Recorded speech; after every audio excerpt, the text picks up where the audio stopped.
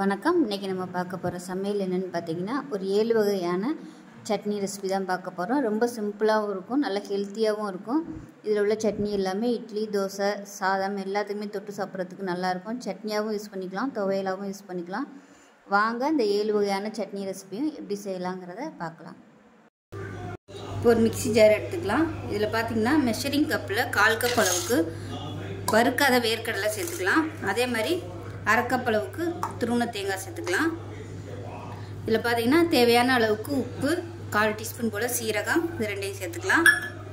காரத்துக்கு ஏற்ற மாதிரி ஒரு 6 வரமிளகா சேர்த்துக்கலாம். இது கூடவே ஒரு 4 சின்ன வெங்காயம் சேர்த்துக்கலாம். சின்ன துண்டு புளி சேர்த்துக்கலாம். இப்போ இது எல்லாத்தையுமே நல்லா கெட்டியாக அரைச்சிட்டு வந்துட்டு பார்க்கலாம். இப்போ பாருங்கள், சட்னி வந்து நல்லா அரைச்சிட்டேன். அதாவது ரொம்ப அப்படியே வலுவலும் நைஸாக அரைக்கக்கூடாது, கொஞ்சம் பரபரன்னு இருந்தாலும் பரவாயில்ல, நல்லாயிருக்கும். இதை வந்து ஒரு பவுலில் மாற்றிக்கலாம். இது வந்து நம்ம துவையில தொட்டு சாப்பிட்றதுக்கு சூப்பராக இருக்கும். துவையில யூஸ் பண்ணுறதா இருந்தால் தாளிக்க வேணாம். இட்லி தோசைக்கு தொடுறதா இருந்தால் நீங்கள் வந்து தாளிச்சிக்கலாம். இதை வந்து சாதத்துலேயும் போட்டு நீங்கள் அப்படியே பரட்டி சாப்பிடலாம். இப்போ வந்து நான் ஒரு தாளிப்பு கொடுக்குறேன். இது வந்து ஆப்ஷனல் தான். கடுகு, உளுந்து, கருவேப்பிலை, 2 வரமிளகா போட்டு தாளிச்சிருக்கேன், அதை சேர்த்துக்கலாம். அவ்வளோதான், சூப்பராக இருக்கும். நம்ம வந்து அந்த வேர்க்கடலை பச்சையாக அரைச்சி அந்த வாசனை எதுவுமே இருக்காது, நல்லா டேஸ்ட்டாக இருக்கும். ஸோ செஞ்சு பாருங்கள். செஞ்சு பார்த்துட்டு எப்படி வந்துச்சுங்கிறத சொல்லுங்கள். வீடியோ பிடிச்சுன்னா லைக் பண்ணுங்கள், கமெண்ட் பண்ணுங்கள், சேனலை சப்ஸ்கிரைப் பண்ணுங்கள், பக்கத்தில் பெல் பட்டனை ப்ரெஸ் பண்ணுங்கள். நன்றி. இப்போ கடாய் எடுத்துக்கலாம். கடாய் சூடானதும் இல்லை ஒரு 4 ஸ்பூன் அளவுக்கு எண்ணெய் விட்டுக்கலாம். எண்ணெய் சூடானதும் 1 டேபிள் ஸ்பூன் அளவுக்கு கடலைப்பருப்பு சேர்த்துக்கலாம். இது கூடவே ஒரு 3 பல் பூண்டு சேர்த்துக்கலாம். காரத்துக்கு தேவையான அளவு வரமிளகாய் எடுத்துக்கோங்க. நான் வந்து ஒரு 10லேருந்து 15 வரமிளகாய் எடுத்துருக்கேன். இது எல்லாமே சின்ன சின்னதாக இருக்குது, அதனால் நான் வந்து கூட எடுத்துருக்கேன். இது கூடவே மீடியம் சைஸாக ஒரு பெரிய வெங்காயம் நீளமாக நறுக்குனதை சேர்த்துக்கலாம்.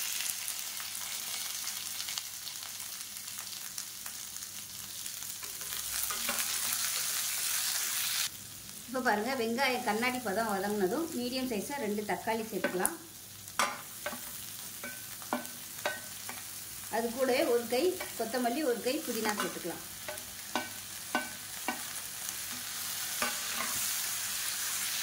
இப்போ இதில் தேவையான அளவுக்கு உப்பு சேர்த்துக்கலாம். இப்போ பாருங்கள், எல்லாமே நல்லா வதங்கிடுச்சு. இதில் வந்து நல்லா ஒரு 3 டேபிள் ஸ்பூன் அளவுக்கு வறுத்த வேர்க்கடலை சேர்த்துக்கலாம். சேர்த்துட்டு நல்லா பிரட்டி விட்டுட்டு கேஸ் அமர்த்திடலாம். இப்போ கேஸ் அமர்த்திட்டேன். இப்போ ஒரு 3 ஸ்பூன் அளவுக்கு துருவன தேங்காய் சேர்த்துக்கலாம். சேர்த்துட்டு நல்லா நைஸாக அரைச்சிட்டு பார்க்கலாம். இப்போ பாருங்கள், சட்னி அரைச்சாச்சு. இது வந்து ஒரு பவுலுக்கு மாற்றிக்கலாம். இப்போ மிக்ஸி அலசிட்டு கொஞ்சமாக சேர்த்துக்கலாம்.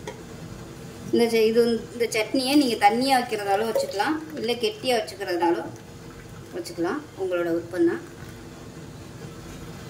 இப்போ சட்னி நல்லா கலந்தாச்சு. எப்பயும் போல் கடுகு, உளுந்து, கருவேப்பிலை போட்டு தாளிச்சதை சேர்த்துக்கலாம். அவ்வளோதான், அருமையான தக்காளி சட்னி ரெடி ஆயிடுச்சு. இட்லி, தோசை எல்லாத்துக்குமே சூப்பராக இருக்கும். எப்பயும் போல் பண்ணாமல் இது மாதிரி வேர்க்கடலை சேர்த்து சட்னி செய்யும்போது உடம்புக்கு ஆரோக்கியமாகவும் இருக்கும், நல்ல டேஸ்ட்டாகவும் இருக்கும். ஸோ இதே மாதிரி செஞ்சு பாருங்கள். செஞ்சு பார்த்துட்டு எப்படி வந்துச்சுக்கிறத சொல்லுங்கள். வீடியோ பிடிச்சிச்சுன்னா லைக் பண்ணுங்கள், கமெண்ட் பண்ணுங்கள், சேனலை சப்ஸ்கிரைப் பண்ணுங்கள், பக்கத்தில் பெல் பட்டனையும் ப்ரெஸ் பண்ணுங்கள். நன்றி. ஒரு பேன் எடுத்துக்கலாம். இதில் வந்து ஒரு 3 ஸ்பூன் அளவுக்கு எண்ணெய் விட்டுக்கலாம். இப்போ எண்ணெய் நல்லா சூடாயிருச்சு. மெஷரிங் கப்பில் 1/2 கப் அளவுக்கு பெரிய வெங்காயம் நீளமாக இருக்கிறத இப்போ இதில் ஒரு 3 பூண்டு பல் சேர்த்துக்கலாம். இது கூடவே ஒரு 10 வரமிளகா சேர்த்துக்கலாம். இது வந்து சின்ன சின்ன வரமிளகாங்கிறதுனால நான் வந்து 10 எடுத்திருக்கேன். இல்லைன்னா நீங்கள் ஒரு 4 இல்லை ஒரு 5 எடுத்துக்கோங்க. இப்போ இது கூடவே மெஷரிங் கப்பில் 3/4 கப் வர மாதிரி தக்காளி சேர்த்துக்கலாம். மீடியம் சைஸாக 2 தக்காளி. இப்போ இதையும் சேர்த்து நல்லா வதக்கிக்கலாம். இப்போ இது கொஞ்சமாக உப்பு சேர்த்துக்கலாம். தக்காளி வெங்காயம் நல்லா வதங்கிடுச்சு. இதில் 2 டேபிள் ஸ்பூன் வறுத்த வேர்க்கடலை சேர்த்துக்கலாம். இப்போ எல்லாமே நல்லா வதங்கிடுச்சு. கேஸ் அமர்த்திட்டேன். ஆறுனதுக்கப்புறம் மிக்ஸி ஜாரில் சேர்த்துக்கலாம். இப்போ தான் மிக்ஸி ஜாரில் சேர்த்துட்டேன். இதில் பார்த்தீங்கன்னா வேக வச்ச முட்டை 2 எடுத்திருக்கேன். அதில் மஞ்சக்கரு மட்டும் எடுத்துகிட்டு வெள்ளைக்கருவை சேர்த்துக்கலாம். இப்போ இது எல்லாத்தையுமே சேர்த்துட்டு நல்லா நைஸாக அரைச்சிட்டு பார்க்கலாம். இப்போ பாருங்கள் நல்லா நைஸாக அந்தளவுக்கு அரைச்சிட்டு வந்தாச்சு. இப்போ ஒரு கடாயை எடுத்துக்கலாம். இதில் தாளிக்கிற அளவுக்கு மட்டும் 1 டீஸ்பூன் போல் எண்ணெய் விட்டுக்கலாம். எண்ணெய் நல்லா சூடாகிடுச்சு. 1 டீஸ்பூன் கடுகு, 1 டீஸ்பூன் போல் உளுந்து, கொஞ்சமாக கருவேப்பிலை. இப்போ அரைச்ச சட்னி ஒரு பவுலுக்கு மாற்றியாச்சு. கொஞ்சம் தாளித்து வச்சுருக்கிறத இதில் கொட்டிக்கலாம்.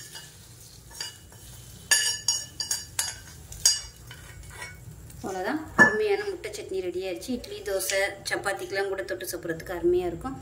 செஞ்சு பாருங்கள். செஞ்சு பார்த்துட்டு எப்படி வந்துச்சுங்கிறத சொல்லுங்கள். வீடியோ பிடிச்சுன்னா லைக் பண்ணுங்கள், கமெண்ட் பண்ணுங்கள், சேனலை சப்ஸ்கிரைப் பண்ணுங்கள், பக்கத்தில் பெல் பட்டனையும் ப்ரெஸ் பண்ணுங்கள். நன்றி. இப்போ ஒரு மிக்ஸி ஜார் எடுத்துக்கலாம். மெஷரிங் கப்பில் 1 கப் அளவுக்கு துருவின தேங்காய் சேர்த்துக்கலாம். 2 டேபிள் ஸ்பூன் பொட்டுக்கடலை, 6 சின்ன வெங்காயம் சேர்த்துக்கலாம். இது கூடவே காரத்துக்கு தகுந்த மாதிரி பச்சை மிளகாய் சேர்த்துக்கோங்க. இது வந்து சின்ன பச்சை மிளகாயாக இருந்தாலும் காரமாக இருக்கும். அதனால் நான் வந்து ஒரு 5லேருந்து 6 எடுத்திருக்கேன். அதை சேர்த்துக்கலாம். இது கூடவே ஒரு 3 இலை மட்டும் புதினா இலை சேர்த்துக்கலாம். இது கூடவே சின்ன துண்டு பூண்டு, அதே மாதிரி சின்ன துண்டு இஞ்சி சேர்த்துக்கலாம். அது கூடவே கொஞ்சமாக ஒரு 5-6 இலை கருவேப்பிலை சேர்த்துக்கலாம். இந்த சட்னிக்கு தேவையான உப்பு சேர்த்துக்கலாம். 1/4 டீஸ்பூன் போல் ஜீனி சேர்த்துக்கலாம். இது வந்து ஆப்ஷனல் தான். இப்போ இதில் தேவையான அளவுக்கு தண்ணி ஊற்றிட்டு அரைச்சிட்டு வந்துட்டு பார்க்கலாம். இப்போ சட்னி அரைச்சதை ஒரு பவுலில் சேர்த்துக்கலாம். இப்போ இதில் எப்பயும் போல் கடுகு, வரமிளகா, கருவேப்பிலை, பெருங்காயம் போட்டு தாளிச்சதை சேர்த்துக்கலாம். அவ்வளோதான், சூப்பரான தேங்காய் சட்னி ரெடி ஆயிடுச்சு. இது மாதிரி செஞ்சு பாருங்கள். செஞ்சு பார்த்துட்டு எப்படி வந்துச்சுங்கிறத சொல்லுங்கள். வீடியோ பிடிச்சிச்சுன்னா லைக் பண்ணுங்கள், கமெண்ட் பண்ணுங்கள், சேனலை சப்ஸ்கிரைப் பண்ணுங்கள், பக்கத்தில் உள்ள பெல் பட்டனையும் ப்ரெஸ் பண்ணுங்கள். நன்றி. இப்போ ஒரு பேன் எடுத்துக்கலாம். ஒரு 3 டீஸ்பூன் போல் எண்ணெய் விட்டுக்கலாம்.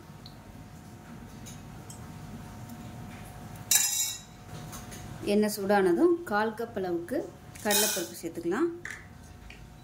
அடுப்பு மீடியமான ஃப்ளேமில் இருக்கட்டும். கடலைப்பருப்பு கருதுச்சுன்னா உங்களுக்கு சட்னியோட டேஸ்ட்டு மாறிடும். இதில் 1/2 கப் அளவுக்கு சின்ன வெங்காயம் சேர்த்துக்கலாம். இது கூடவே ஒரு 3 பல் பூண்டு சேர்த்துக்கலாம். காரத்துக்கு தேவையான அளவுக்கு வரமிளகாய் சேர்த்துக்கலாம். நான் வந்து ஒரு 10 வரமிளகாய் சேர்த்துருக்கேன். உங்களோட காரத்துக்கு தகுந்த மாதிரி சேர்த்துக்கோங்க. இது கூடவே சின்ன நெல்லிக்காய் சைஸுக்கு புளி சேர்த்துக்கலாம். அவ்வளோதான், இதுதான் வந்து பொருட்கள். இது வந்து நல்லா வதக்கணும். இப்போ தேவையான உப்பு சேர்த்துக்கலாம். இப்போ பாருங்கள், வெங்காயம் எல்லாம் நல்லா வதங்கிடுச்சு. அமர்த்திடலாம். ஆற விட்டுட்டு நல்லா நைஸாக அரைச்சிக்கலாம். தண்ணி ஊற்றி நல்லா அரைச்சிக்கோங்க. ஃபஸ்ட்டு தண்ணி ஊற்றாமல் அரைச்சிட்டு அதுக்கப்புறம் நல்லா தண்ணி நிறைய ஊற்றி அரைச்சிக்கோங்க. அரைச்சிட்டு பார்க்கலாம். இப்போ வந்து சட்னி நல்லா அரைச்சாச்சு. ஒரு பவுலில் சேர்த்துக்கலாம். இப்போ மிக்ஸியை அலசிட்டு தண்ணி சேர்த்துக்கலாம். இப்போ நல்லா கலந்து விட்டுடலாம்.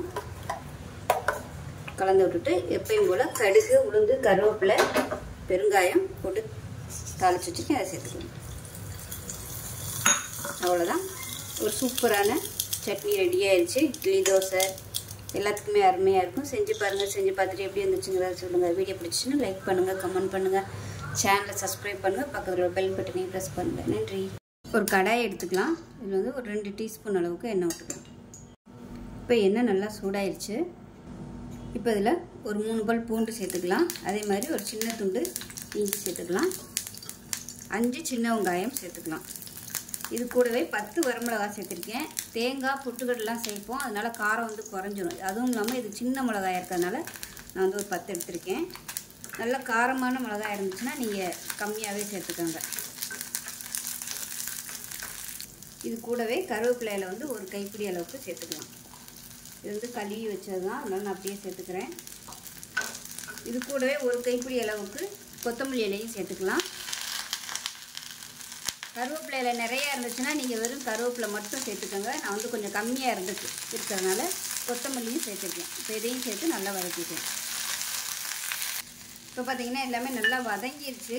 இப்போ இதில் கொஞ்சமாக எண்ணெய் விட்டுக்கலாம். நான் வந்து ஃபஸ்ட்டே பெருங்காயம் போட மறந்துட்டேன். அதனால் இப்போ கொஞ்சமாக எண்ணெய் விட்டு ஒரு 2 கட்டி பெருங்காயத்தை சேர்த்துக்கலாம். தூள் வச்சுருந்தீங்கன்னா நீங்கள் தூள் கூட இதில் சேர்த்துக்கலாம். இப்போ இது வந்து கொஞ்சம் லைட்டாக பொரியட்டும்.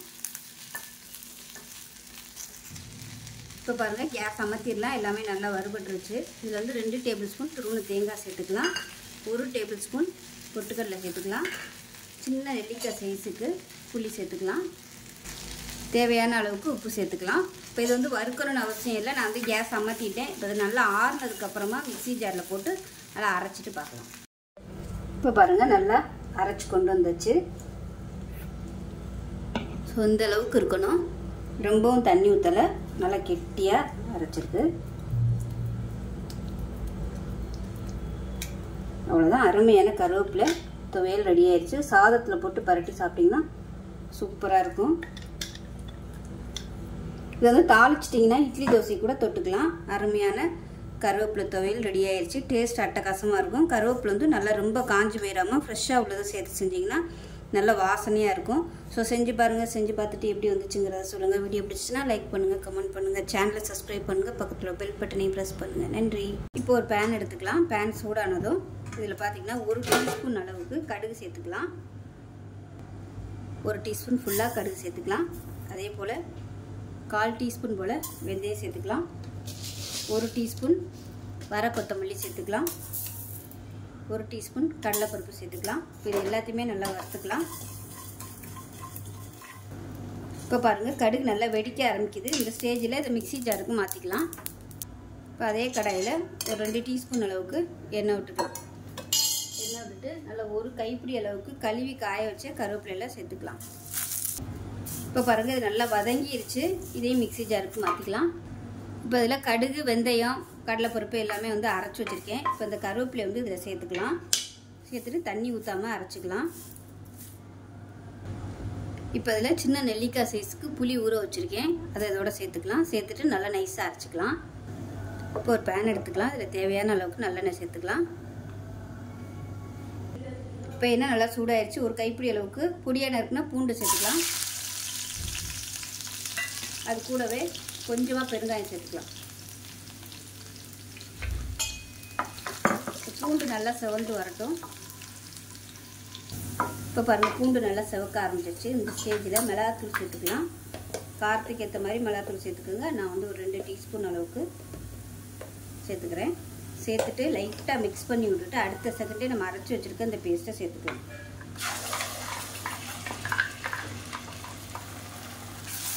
இல்லைன்னா மிளகாத்தூள் வந்து கருகி போயிடும்.